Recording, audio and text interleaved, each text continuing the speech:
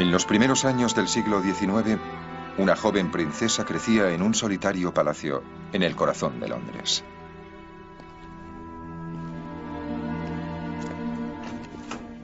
Llevaba una vida extremadamente protegida, observada y vigilada de cerca por sirvientes, ya que estaba destinada a ser la reina de Inglaterra. Durante la mayor parte de su infancia, sus dominios se reducían al salón de juegos. Pero más allá de sus paredes, se fraguaba un poder que cambiaría el mundo más rápida y dramáticamente que en cualquier momento de su historia. Y la convertiría a ella en la gobernante de más de un cuarto de su población. Esta es la historia de la niña que crecería para reinar en el mayor imperio de la historia del mundo. De las energías dinámicas que lo crearon y las oscuras fuerzas que amenazaron con destruirlo. Esta es la historia del imperio de la reina Victoria. El imperio británico, el imperio de la reina Victoria, motor de cambio.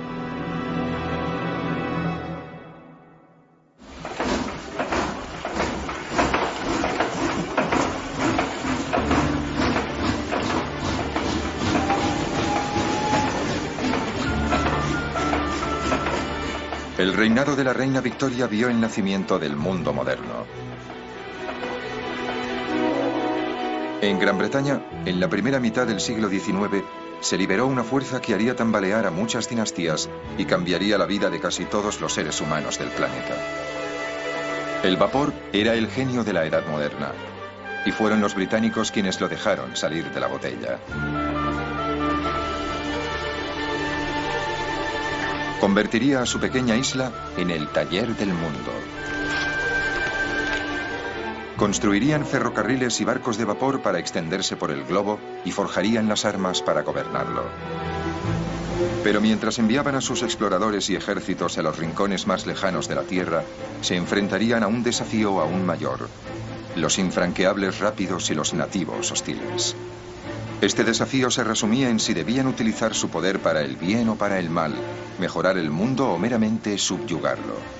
La lucha por cómo utilizar su poder dividiría a los hombres más famosos de la era victoriana.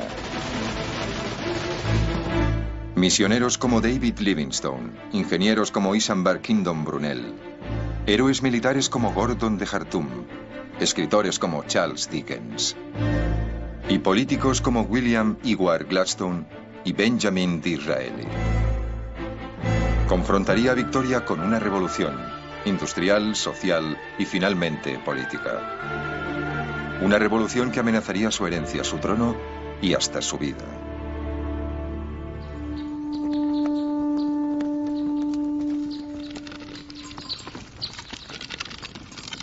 En 1819, el año en que nació Victoria, el mundo se asemejaba más al de griegos y romanos que al actual.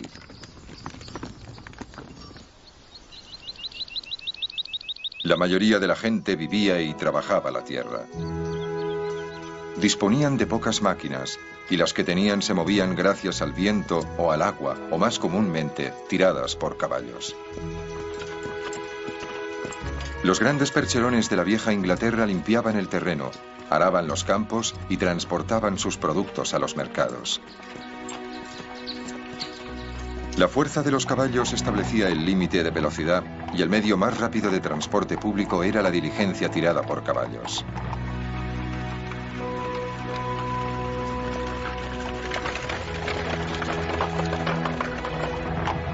Estas pesadas diligencias se balanceaban y traqueteaban por los caminos de Gran Bretaña a solo 15 kilómetros por hora.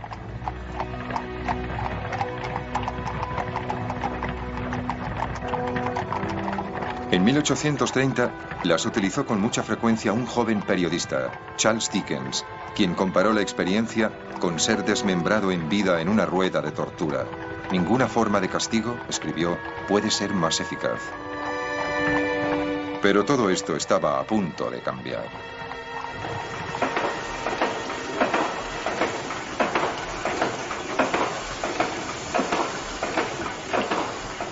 Gran Bretaña había sido la pionera de la era del vapor.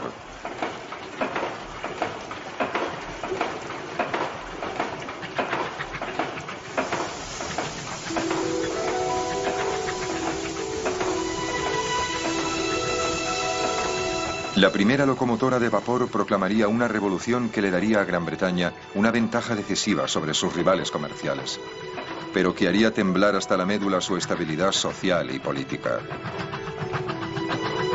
En 1829 se terminó el primer ferrocarril público, uniendo las ciudades de Liverpool y Manchester. Las locomotoras de George Stephenson corrían sobre las vías de hierro a la sorprendente velocidad de 55 kilómetros por hora. Pero la ceremonia de inauguración se vio ensombrecida por un lamentable incidente. Un importante miembro del gobierno fue atropellado por la locomotora más rápida de Stephenson, la Roque, falleciendo a consecuencia de ello. Había llegado el mundo moderno.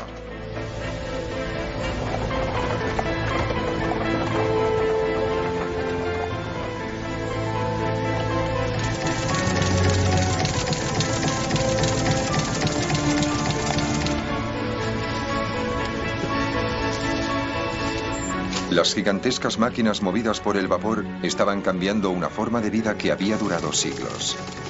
Pero esta visión del poder y el progreso también tenía un lado oscuro, consecuencia de las ricas recompensas.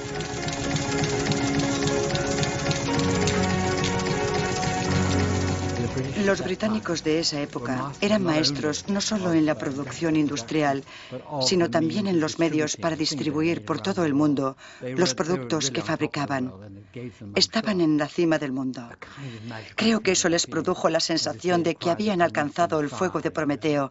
Hacían cosas que nadie más podía hacer y podían hacer cualquier cosa.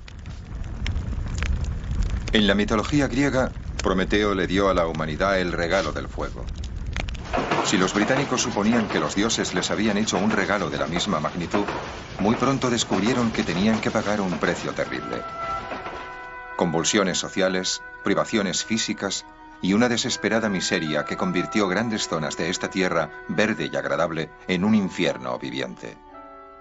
Inglaterra estaba realmente en la cúspide de lo que consideramos la revolución industrial. De hecho, había sufrido una gran cantidad de cambios. Un tremendo crecimiento de la población que se desplazaba en masa a las ciudades. Por ello no había viviendas suficientes, los servicios eran horribles, masificación, unas condiciones extremadamente malas.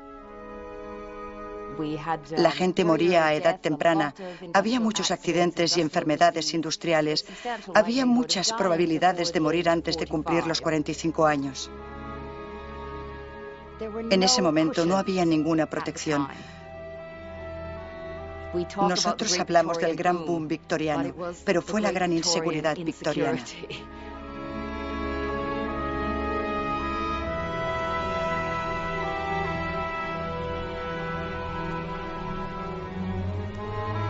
Era un mundo de éxito o fracaso, riqueza o pobreza, dinámico e inseguro, el que Victoria heredó cuando a los 18 años de edad emergió del lujoso capullo de su palacio para ser coronada reina de Inglaterra.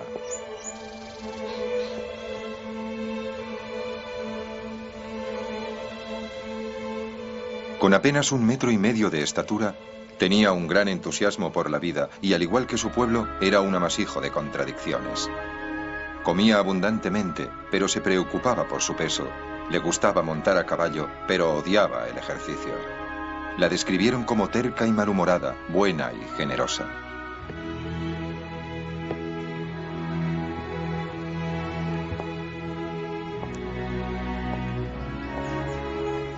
Los miembros de su gobierno se asombraban ante su dignidad y madurez. Pero le confió a su primer ministro que cuando paseaba por sus jardines sentía el irreprimible deseo de tumbarse sobre la hierba.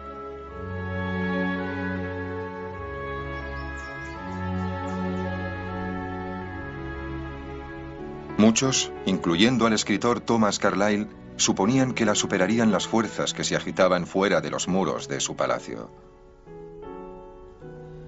Pobre pequeña reina. Tiene una edad en la que a una joven no se le confía ni la elección de un sombrero. Pero se le ha asignado una tarea ante la cual se encogería hasta un arcángel. Victoria había llegado al trono en un momento en el que la monarquía y la idea del imperio eran igualmente repugnantes para muchos de sus súbditos. Su abuelo, el loco rey Jorge III había perdido las colonias americanas. Y su tío Jorge IV era tan ampliamente despreciado que su muerte se celebró con borracheras en las calles de la capital.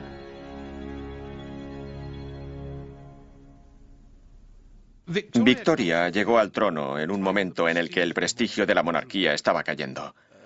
Sus dos tíos, Jorge IV y Guillermo IV, eran grandes bebedores y mujeriegos, y muy alejados, por así decirlo, de su pueblo. Creo que llegó al trono consciente de que debía intentar rescatar a la monarquía, convertirla en una monarquía cristiana. Ella era una mujer muy religiosa y se veía a sí misma como una gobernanta cristiana de un pueblo cristiano, como un benevolente señor rural consideraría a sus campesinos.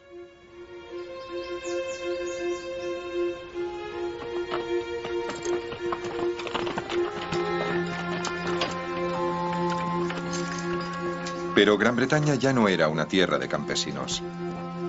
Los súbditos de Victoria abandonaban las granjas para ir a las fábricas. Cambiaban sus casitas en el campo por los barrios bajos de la ciudad. Gran Bretaña sufría la primera revolución industrial de la historia del mundo. Vería el nacimiento del sistema fabril, las líneas de producción, la era de las máquinas. Cambiaría no solo la naturaleza de la industria, sino la de la sociedad, tal vez incluso de la humanidad. Charles Dickens describe una de las nuevas ciudades fabriles en la que muchos de los súbditos de Victoria se veían obligados a vivir. Era una ciudad de máquinas y altas chimeneas, de las que salían interminables serpientes de humo que se enrollaban sobre sí mismas. Tenía un canal negro y un río de color púrpura con un tinte maloliente. Vastas aglomeraciones de edificios llenos de ventanas de los que salía un ruido tembloroso durante todo el día, y en la que los pistones de las máquinas de vapor subían y bajaban monótonamente como la cabeza de un elefante en un estado de locura melancólica.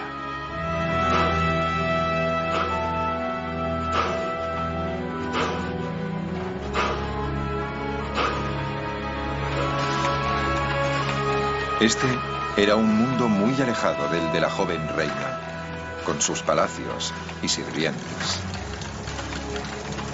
¿Qué podía ella saber de la gente que vivía en esas ciudades o de las máquinas que ahora regían su vida cotidiana? Todo se ponía en movimiento a las mismas horas, con los mismos sonidos sobre los mismos pavimentos para hacer el mismo trabajo. Cada día era igual que el ayer y el mañana. Y cada año el equivalente del pasado y el siguiente.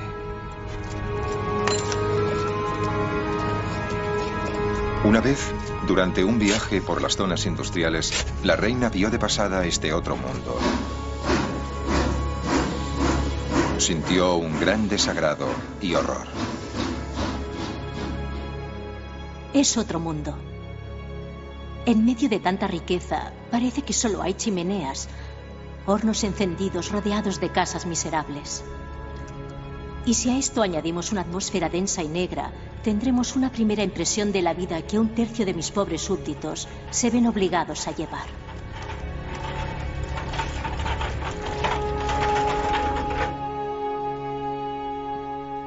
Puede que Victoria simpatizara con la situación de su pueblo, pero le faltaba la habilidad necesaria para evitar que su país se viera inmerso en una violenta revolución que muchos temían fuera inevitable. Sin embargo, pronto recibiría consejos de un tutor mucho más agradable de lo que podía haber imaginado.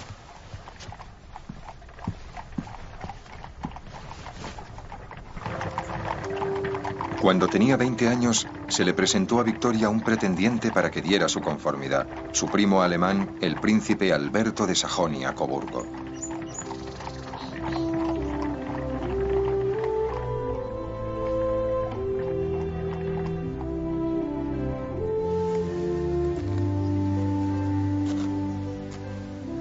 Poco antes le había dicho a su primer ministro: Me asusta la idea de casarme.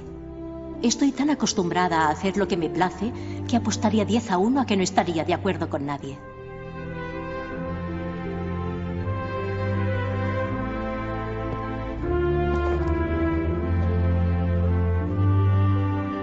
Pero ahora cambió de opinión. Al ver a Alberto, todo eso cambió. Es realmente encantador y exageradamente guapo. Con unos ojos azules preciosos, una nariz exquisita y una boca preciosa, con un bigote delicado. Un cuerpo maravilloso, hombros anchos y una cintura proporcionada.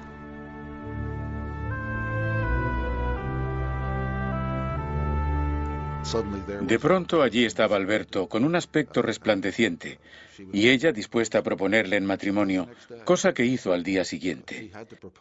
Tenía que proponérselo ella porque era la soberana. Por supuesto, Alberto estaba preparado y dispuesto a decir que sí. Le habían ofrecido el empleo de príncipe consorte de la reina más grande del mundo. Era un trabajo que cualquier hombre en su situación habría aceptado, y además no tenía otro empleo. Se convocó al príncipe para que acudiera a ver a la reina en su salón.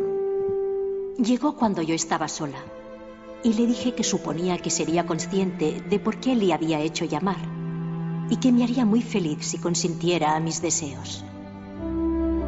Me dijo que sí. Sentí que era el momento más feliz y brillante de mi vida.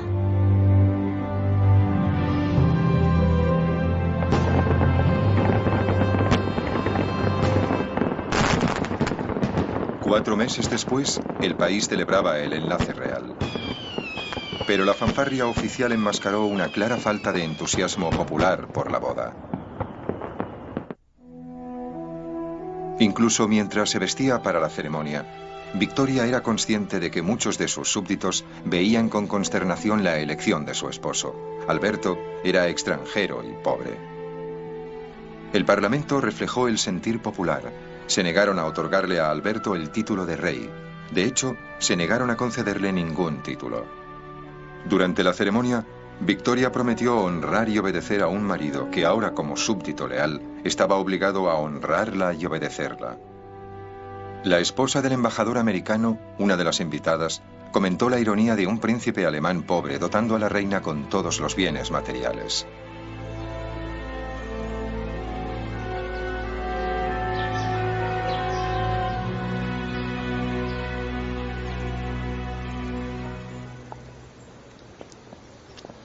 El príncipe se había ganado la mano de una reina, pero le sería más difícil ganar el corazón de su pueblo. De momento, la pareja real tendría que conformarse con su mutuo amor. Victoria escribió en su diario el alivio que sintió cuando pudo escapar de los invitados a la recepción. Luego, mi querido Alberto me llevó abajo, donde nos despedimos de mamá y nos fuimos. Yo y Alberto solos.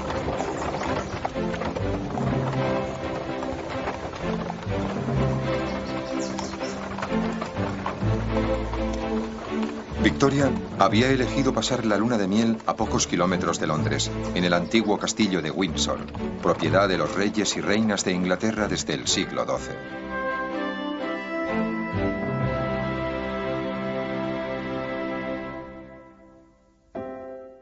Según parece, la noche de bodas fue muy bien.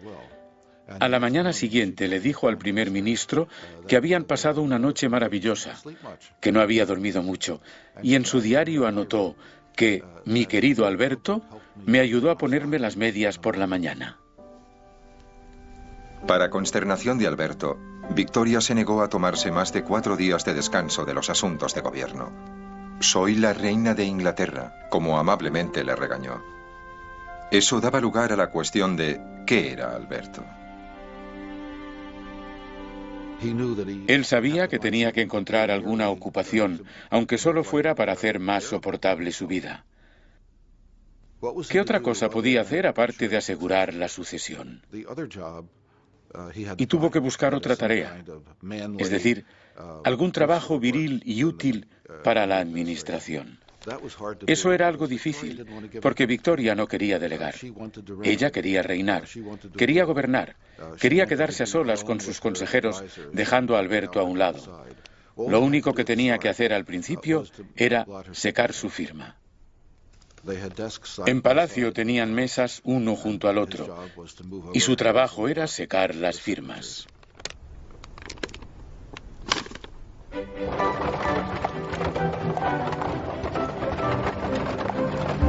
Cuando iban juntos en su carruaje, era Victoria quien invariablemente cogía las riendas, provocando chistes sobre quién mandaba en realidad.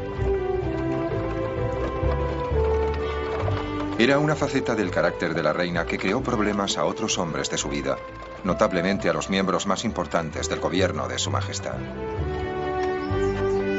Puede que la reina quisiera gobernar sola, pero en realidad tenía que hacerlo con el consentimiento del Parlamento.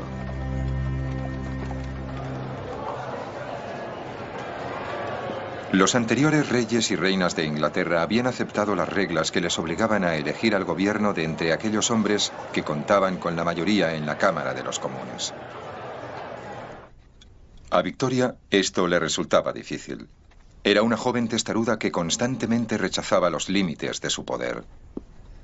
Muy pronto sus ministros se dieron cuenta de que Alberto tenía más paciencia para los complejos asuntos de Estado y animaron a Victoria para que le permitiera quedarse en sus regulares encuentros.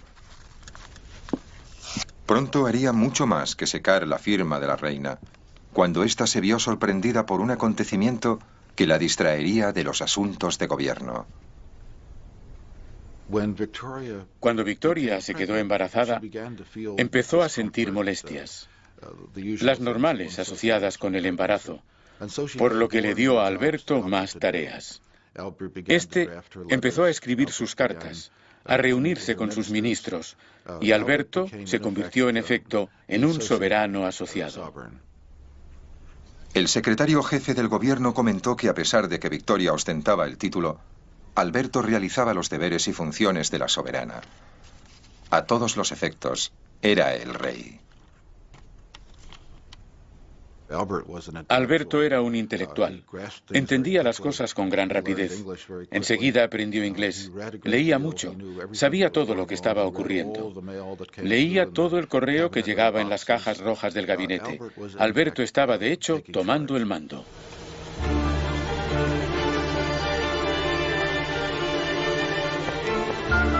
Alberto sentía un gran interés por la industria y los inventos, y quería que la reina lo compartiera. La introdujo en los desarrollos de la tecnología que, sin su entusiasmo, podrían haberle parecido demasiado complejos, mecánicos y mugrientos para que les prestara su real atención. Intentó abrirle los ojos a las ideas y opiniones que estaban desarraigando la vieja Gran Bretaña. Ideas y opiniones que estaban a punto de conmocionar al mundo. Alberto consideraba que el mundo iba a cambiar tanto si les gustaba como si no. Y quería que cambiara de forma que fuera útil para el pueblo. Quería que mejorara su nivel de vida. Quería que la riqueza estuviera mejor distribuida. Quería que más gente se beneficiara de los nuevos inventos. En este sentido, era un liberal.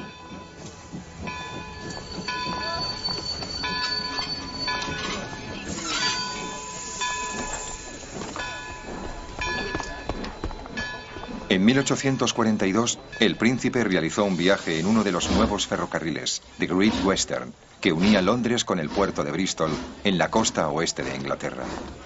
Los 180 kilómetros de viaje, que habría tardado 15 horas en diligencia, el ferrocarril los recorrió en 3.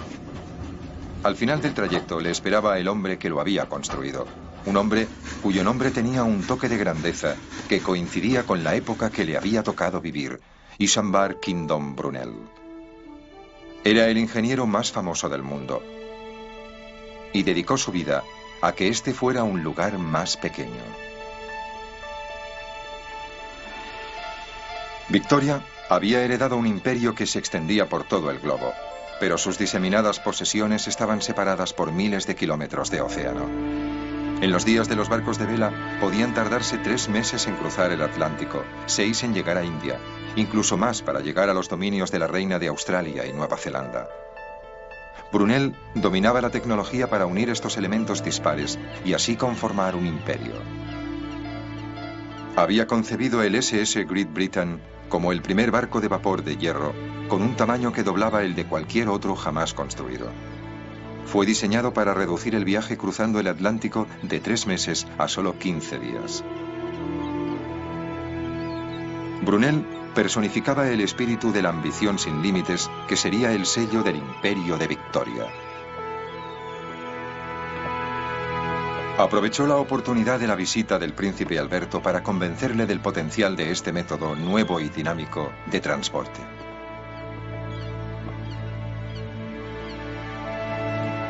Los barcos de vapor habían sido ridiculizados por sus críticos, quienes sostenían que necesitarían tanto carbón para sus máquinas que no quedaría espacio para ningún cargamento. Brunel demolió este mito con una compleja ecuación matemática. En términos más simples, demostró que cuanto más grande fuera el barco, mayor sería el espacio disponible para mercancías, pasajeros o tropas. Era el principio del fin de los grandes días de la vela. El SS Great Britain sería el primero de una nueva raza de vapores oceánicos que unirían aún más la madre patria con sus posesiones imperiales. Y su capacidad de navegar en línea recta a despecho de vientos y corrientes tendría un impacto vital en otro de los grandes inventos de la era victoriana.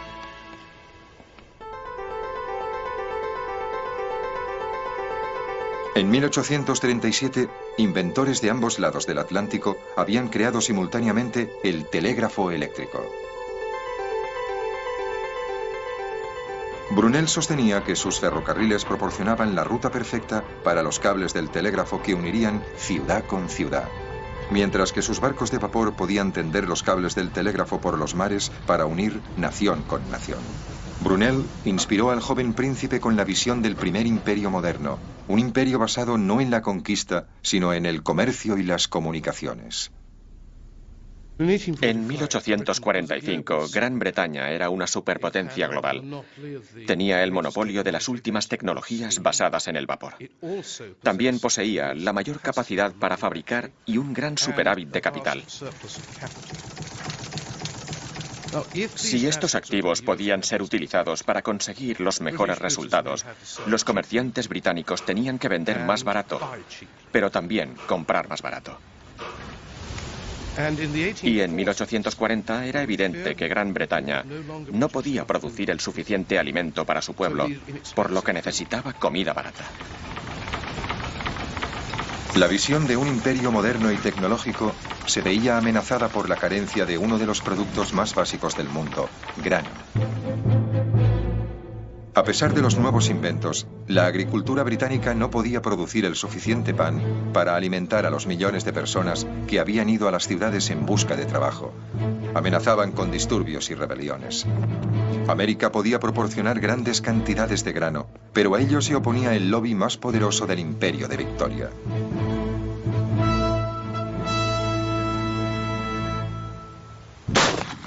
Los terratenientes, los señores, eran el poder dominante en el Parlamento.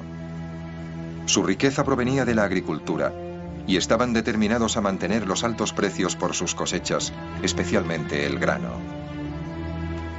Utilizaron sus votos en el Parlamento para imponer unos impuestos más altos a las importaciones, las infames leyes del maíz, que llevarían al país al borde de la insurrección armada.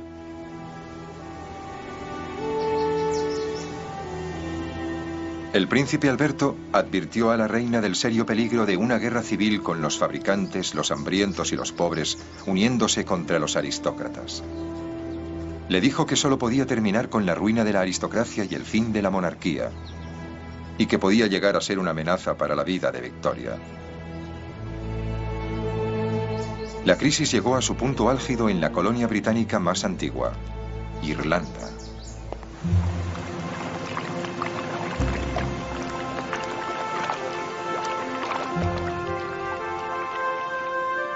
Durante el reinado de Victoria, toda Irlanda pertenecía a Gran Bretaña. La mayoría de las tierras eran propiedad de terratenientes ingleses que raramente visitaban sus fincas en Irlanda. Sus arrendatarios eran pobres agricultores irlandeses. La mayoría solo cultivaban patatas, que era todo lo que tenían para comer. Un viajero inglés escribió sobre las graves diferencias en bienestar económico. Los terratenientes son los primeros en recibir todo lo que da la tierra y los arrendatarios, por su trabajo, reciben pobreza y patatas.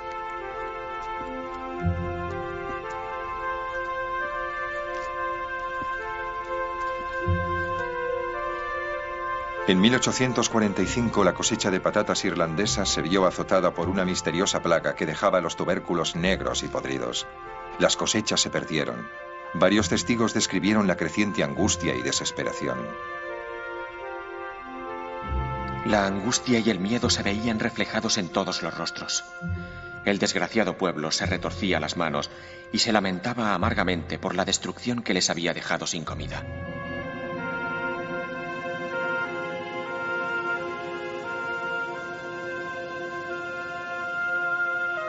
Durante un tiempo vivieron a base de ortigas y otras hierbas.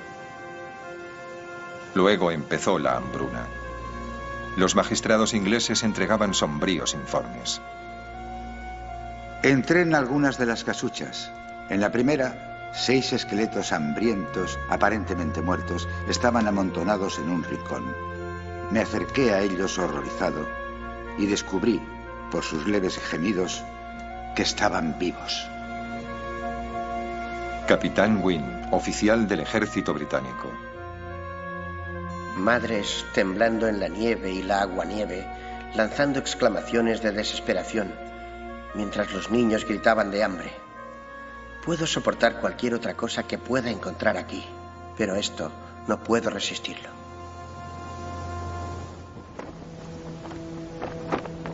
El gobierno ayudaba en forma de trabajo y alimento, pero no era suficiente. La reina escribió desde el castillo de Windsor para quejarse de que el maíz del gobierno no llegaba a la gente que pasaba hambre.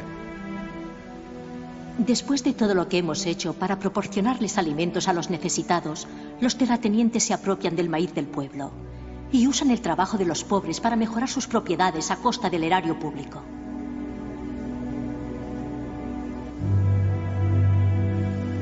Se horrorizó al saber que los muertos eran enterrados sin ataúd en fosas comunes.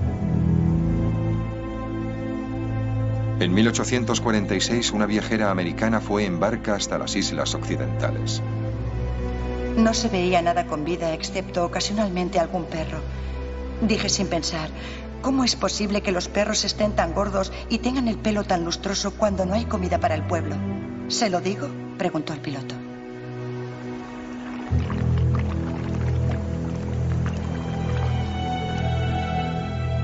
Mientras los perros buscaban comida entre las tumbas, 1,5 millones de personas morían de hambre. Muchos arrendatarios que no podían pagar sus rentas fueron desahuciados por los terratenientes. 2 millones de irlandeses emigraron en viejos barcos plagados de enfermedades, conocidos como barcos ataúd. Los que sobrevivieron al viaje fueron llevados a los barrios bajos de Nueva York y Boston, Liverpool y Glasgow. Fue uno de los grandes desastres humanos de la historia.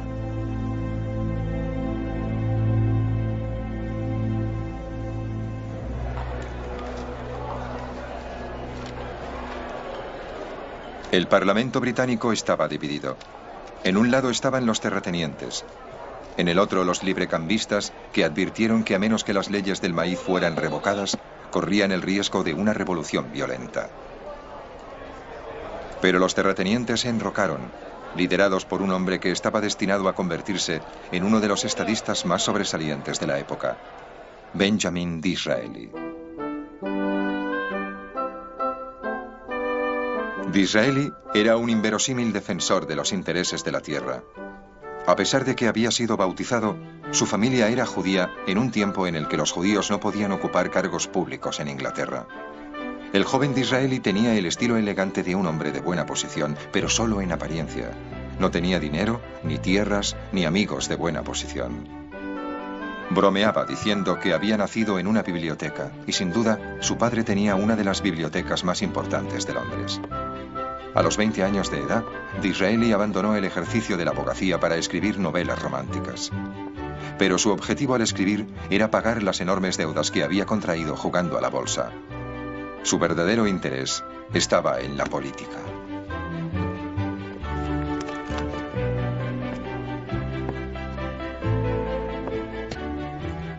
La entrada de Disraeli en política fue muy difícil. Le molestaban constantemente por ser judío La gente aparecía en las campañas electorales con asnos y le decían: vuelve a Jerusalén. Tuvo que enfrentarse a desagradables y crueles muestras de antisemitismo, pero algo a destacar en Disraeli era su determinación. Cuando por fin llegó al Parlamento, su estilo florido de hablar y su forma de vestir causaron sensación. Vestía con ropas que sorprendían a la gente. Llevaba trajes llamativos, muchas joyas y cadenas en el chaleco, anillos por encima de los guantes y tenía el pelo muy rizado. Le gustaba sorprender a la gente. Y sin duda sorprendió a la Cámara de los Comunes. Su primer discurso fue acallado por un torrente de risas y abusos. Siéntate. Vamos. Me sentaré ahora, pero llegará el momento en que me oirán.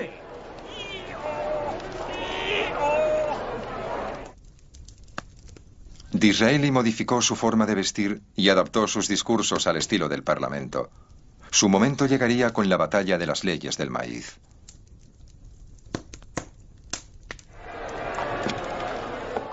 Muchos de esos caballeros rurales no eran muy buenos hablando, pero Disraeli era un orador brillante. Acertados o equivocados, si están equivocados... Le dieron la oportunidad que había estado esperando. Y con los actuales gobernantes... Pero el oportunismo de Disraeli le ganó muchos enemigos en el Parlamento. Con mucho, el más importante de ellos era William Ewart Gladstone.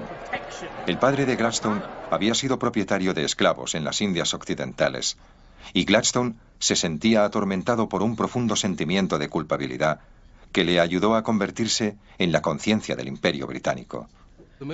Lo más importante de la vida de Gladstone es que cuando tenía un problema, cualquier problema político, hablaba con Dios, le pedía que le guiara. Dios estaba en el centro de su vida, en el centro de su ser político.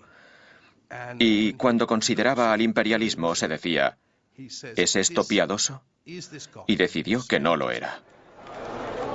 Gladstone había sido elegido miembro del Parlamento como Tory o conservador, pero la hambruna irlandesa repugnaba a su conciencia y cambió de bando para unirse a los liberales y los librecambistas. La batalla resultante provocaría una enemistad de por vida entre los dos políticos, Disraeli y Gladstone, una enemistad que dividiría a la Inglaterra victoriana. Pero no había duda del partido que había tomado la reina. Cuando por fin el Parlamento votó la revocación de las leyes del maíz, el príncipe Alberto apareció en la tribuna del público para demostrar el apoyo real a los librecambistas. Los insultos procedentes de los bancos de los Tory le obligarían a abandonar y la reina lanzaría un feroz ataque contra sus críticos. Caballeros que solo se dedican a cazar durante todo el día, que por las tardes beben clarete u oporto y nunca estudian o leen sobre estas cuestiones. Con el tiempo, los librecambistas pudieron convencer al número suficiente de Tories para acabar con el poder de los terratenientes. Las leyes del maíz fueron revocadas y por fin Gran Bretaña abrió sus puertas a las cosechas de grano de América. Muchos temían que fuera demasiado tarde.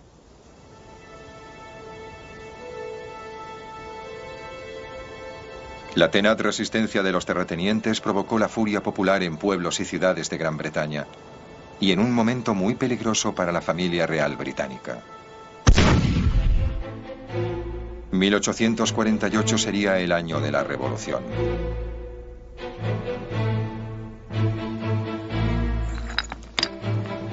Empezó en el sur de Italia y se extendió rápidamente por la Europa continental.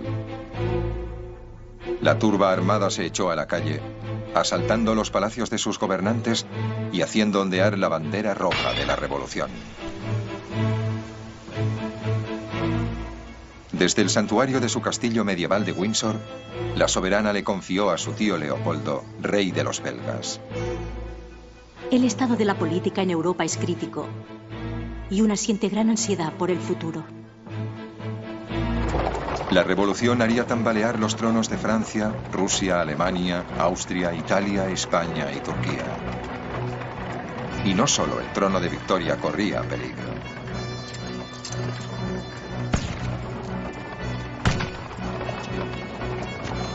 Los disparos fallaron, pero fue el primer atentado serio contra la vida de Victoria. Y no sería el último.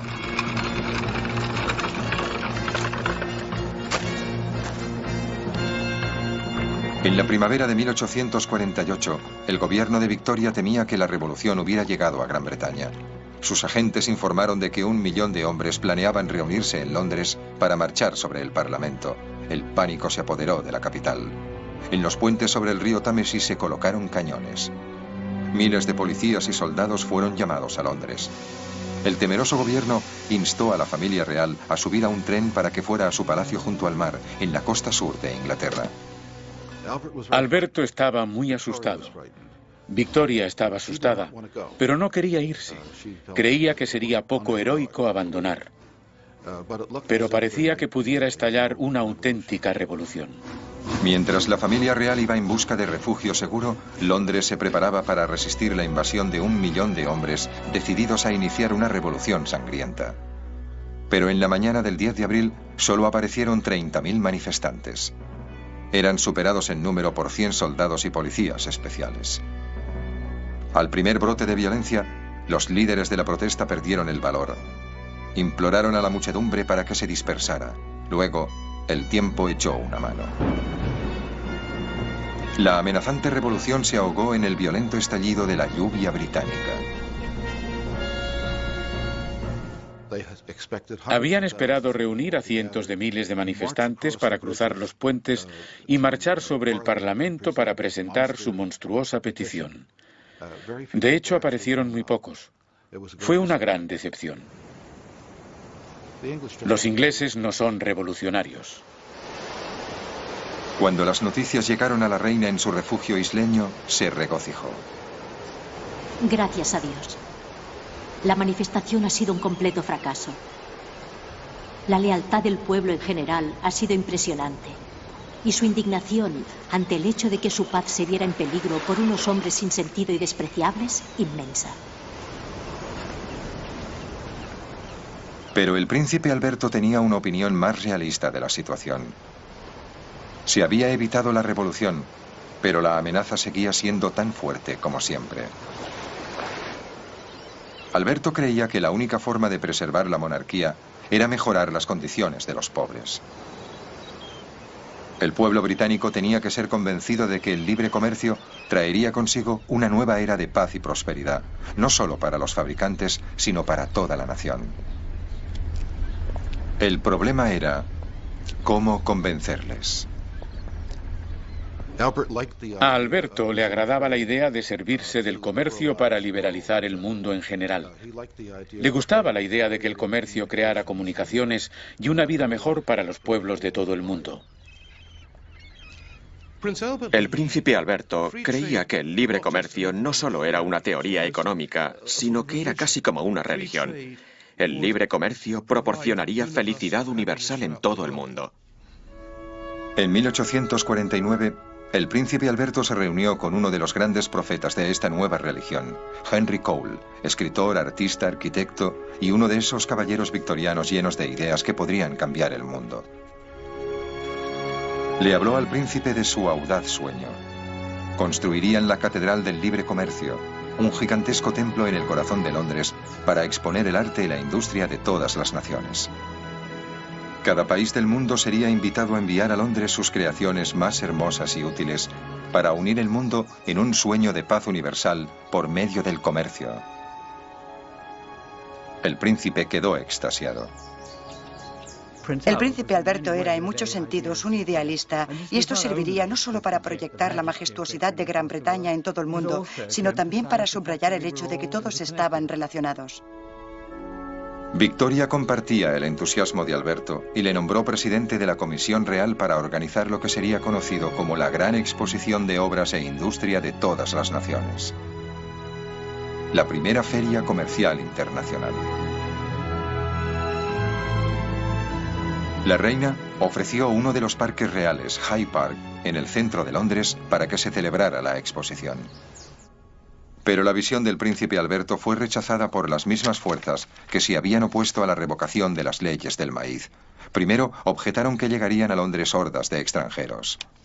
Había una gran preocupación de que los extranjeros invadieran el país, xenofobia. Creo que era algo endémico de la época.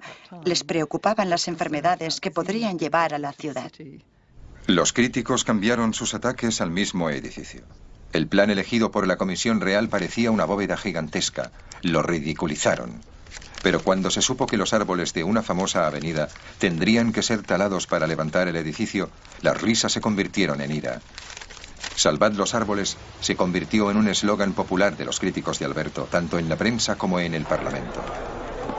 ¿Van a sacrificar los árboles para uno de los grandes fraudes, el mayor disparate, el colmo del absurdo jamás conocido? El objetivo de los ataques era el príncipe Alberto. Era ridiculizado como el rey no coronado del jardín de infancia real, el semental extranjero que podía engendrar 9 hijos, pero que servía para poco más. Pero tras las burlas se temía que Alberto representara una amenaza al orden establecido. En cierto modo, Alberto iba muy por delante de su tiempo. La gente del gobierno no quería moverse tan deprisa como Alberto. Por ello se convirtió en alguien sospechoso para los políticos que eran más conservadores que él. Victoria y Alberto no sabían qué hacer. No solo estaba en juego la reputación de Alberto, era su sueño, el sueño de que el comercio mundial podría garantizar la paz en el mundo. El príncipe escribió desesperado a su hermano Ernesto. Probablemente seremos derrotados y tendremos que olvidarnos de la exposición. Verás, nuestra vida no es un lecho de rosas. Luego, con el proyecto al borde del fracaso, llegó ayuda de una fuente inesperada.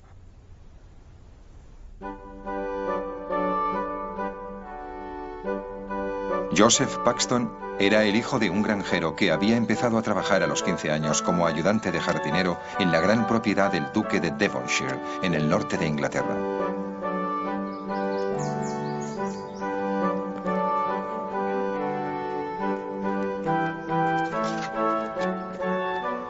Pero al igual que Brunel, Cole y otros muchos victorianos, Paxton creía en sí mismo.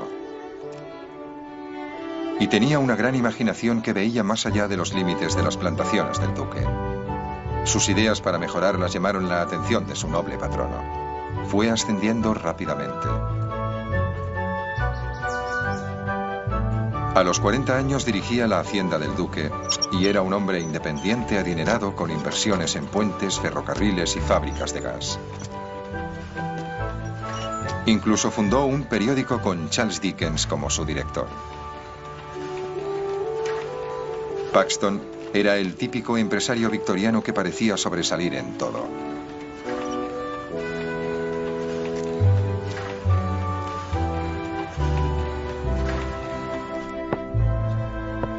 Sabía que la exposición del príncipe Alberto estaba destinada al fracaso sin un edificio. Así que empezó a diseñar uno. Hizo un bosquejo preliminar en papel secante durante una reunión de directivos de una de sus compañías de ferrocarriles. Era un gigantesco invernadero. El príncipe Alberto y su equipo estaban encantados. Un edificio a base de cristal podía ser levantado rápidamente y ya no sería necesario talar los árboles de Hyde Park. Los críticos fueron silenciados de un plumazo.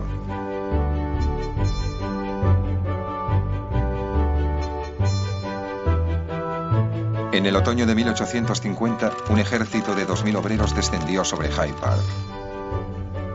El vasto armazón de hierro con una extensión de casi 8 hectáreas se levantó en solo 9 semanas.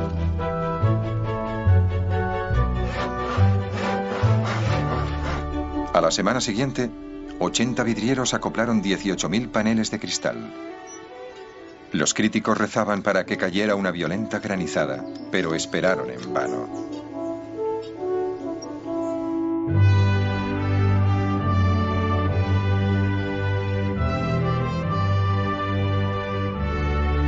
El precioso edificio de Paxton conquistó el corazón de la nación. Fue inaugurado por la reina y el príncipe Alberto el 1 de mayo de 1851 e inmediatamente fue conocido como el Palacio de Cristal, Crystal Palace.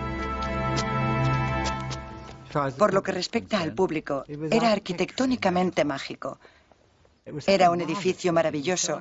No se parecía en nada a lo que habían visto antes. Eso, en sí mismo, creo yo, marcó un glorioso principio. Por primera vez, los victorianos vieron su valiente nuevo mundo en una exposición, con todas sus novedades e invenciones. Estaban encantados.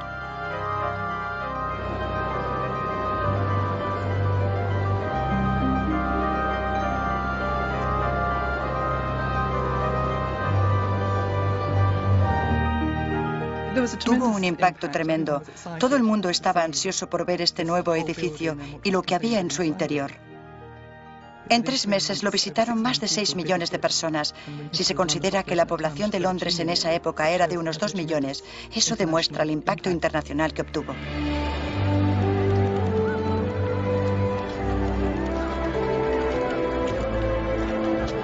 Pero fueron los logros de la industria británica los que sorprendieron a la muchedumbre que acudía al Palacio de Cristal. La gran exposición era un despliegue británico.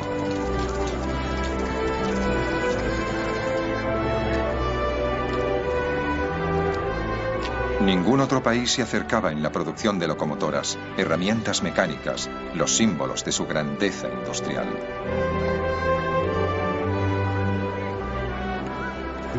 Al entrar, se veían todos esos maravillosos artilugios, todos esos inventos, todas esas muestras del ingenio y la energía británica. Era un anuncio al mundo que decía: esta es la nación más progresista del mundo. Mirad lo que ha producido. ¿No os parece maravilloso? El Palacio de Cristal consiguió todo lo que había esperado el príncipe Alberto y mucho más. Convenció a millones de ciudadanos normales y corrientes de que la nueva tecnología podría proporcionar un futuro dorado, no solo para los ricos y privilegiados, sino para todos. Provocó un intenso fervor patriótico y orgullo de la monarquía, pero también sentimientos de supremacía nacional. La creciente convicción de que con tales motores de poder, los británicos podían conquistar el mundo.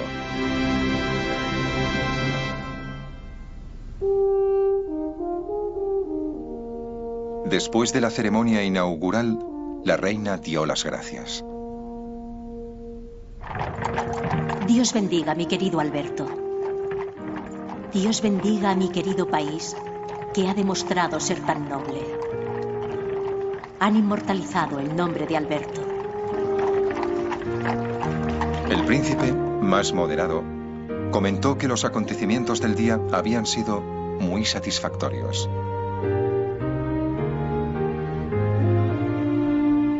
La gran exposición marcó el amanecer de una nueva era de libre comercio. Pero la visión de un mundo en paz y una hermandad de naciones del príncipe Alberto demostró ser más evasiva. En la década que siguió a la inauguración del Palacio de Cristal, Gran Bretaña se vería involucrada en 2 grandes conflictos que hicieron añicos las ilusiones de Alberto y colocó al Imperio de Victoria en un camino peligroso y sangriento hacia la dominación del mundo.